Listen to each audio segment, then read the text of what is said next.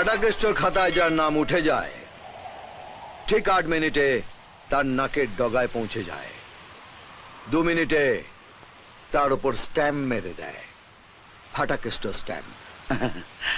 এখানে আসার আগে আপনার দপ্তরের ওই আমলা গামলাদের কাছে যদি আমার সম্বন্ধে জেনে নিতেন তাহলে আপনার খাতায় আমার নামটা তুলতে হতো না, আর আপনাকে এখানে কষ্ট করে আসতে হতো না। আমার দপ্তরের আমলারা গামলারা আমাকে হাড়ে হাড়ে চেনে, তাই তো বায়োডাটাটা বলেন।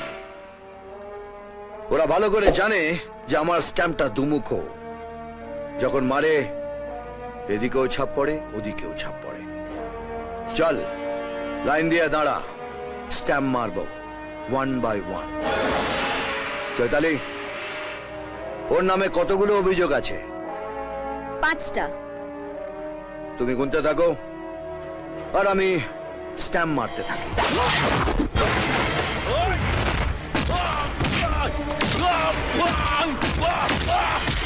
খাতায় নামটা রয়ে গেল।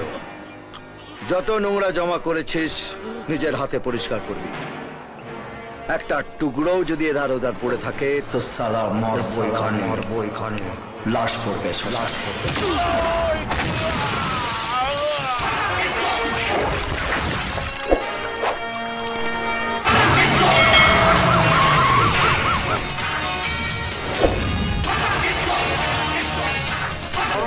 নমস্কার স্যার।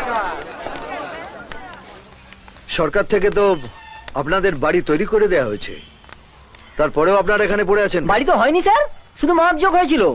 রেশন কার্ড দেখে সবার নাম টাম লিখে সই টই করিয়ে নিয়ে গেল, তারপর বাড়ি ছবি দেখিয়েছে, বাড়ি তৈরি করে দেয়নি।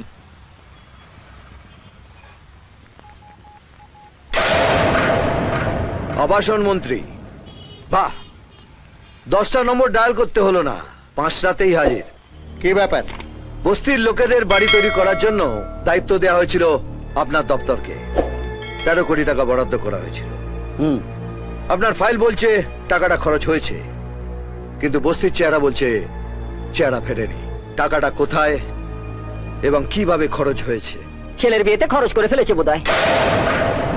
আমার দিকে তাকিয়ে বলুন। টাকাটা মিনিস্টার কোয়ার্টার তৈরি করতে খরচ হয়েছে। বাহ, এই না হলে আপনি আবাসন মন্ত্রী। বস্তি উন্নয়নের টাকাটা আপনি চালান করে দিলেন মন্ত্রী উন্নয়নে। এটাও সত্যি তো না? কোনো ঘাপলা আছে? আপনি নিজে গিয়ে দেখতে পারেন। একা যাব না, আপনাকে বগল দাবা করে নিয়ে যাব।